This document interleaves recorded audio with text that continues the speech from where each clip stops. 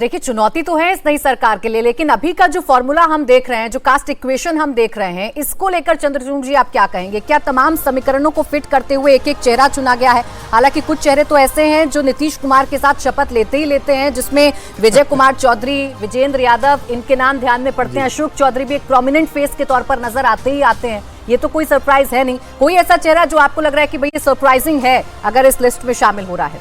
नहीं, मेरे ख्याल से आपका जो ब्रॉड प्रश्न है मैं उस पर ही अपनी बात कहता हूँ। मुझे लगता है कि जो नीतीश कुमार की जो जीत है, उस जीत के पहले भी स्टूडियो में हमने बड़े कारणों का अन्वेषण किया कि भाई क्या क्या कारण हो गए जो जीत गए वो, और इस तरह से जीत। सर, एक बार तस्वीर सर मंच की भी हम दिखा देते हैं। मनोज तिवारी दिखाई दे रहे हैं, और ये अगर मैं सही हूँ तो नीतू चंद्रा है, नीतू चंद्रा दिखाई दे रही हैं।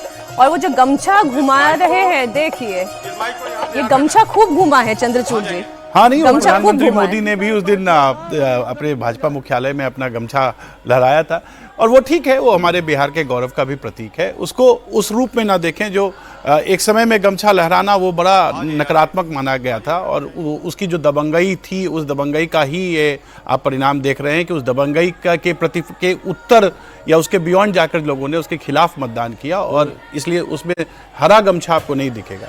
लेकिन जो बात मैं वो पहले कह रहा था वो यही था कि अच्छा, हरा गमछा बिहारी लेता भी नहीं है सर, वो लाल वाला गमछा ही लेता है। आप ध्यान वो हरे का एक समय चला था तो हरा नहीं, वो चरखाना गमछा जो मुसलमानों का प्रतीक होता है, उस समय बिहार की राजनीति में बड़ा योगदान था।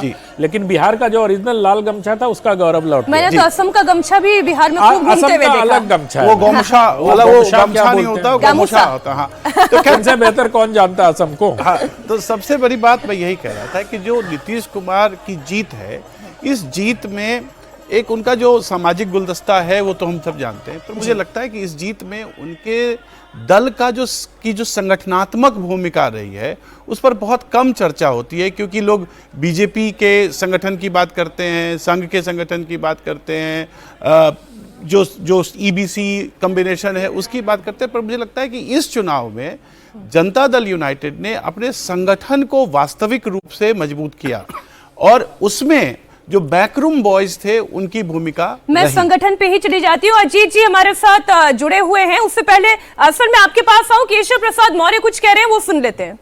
बन रही है या विकसित बिहार बनाने के लिए, बिहार को हर प्रकार से आगे बढ़ाने के लिए, और जो अपेक्षा बिहार की है उसको डबल इंजन सरकार पूरा करेगी, ऐसा हमको सबको विश्वास है।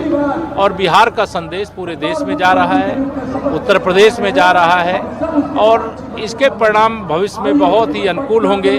मैं आज श्री नीतीश कुमार जी को, श्री सम्राट चौधरी जी को, श्री विजय सिन्हा जी को, और जो हमारे एनडीए के सहयोगी दल हैं उनके सभी वरिष्ठ नेताओं और जो अभी मंत्रिपरिषद का हिस्सा बनेंगे उनके लिए बहुत बहुत बधाई और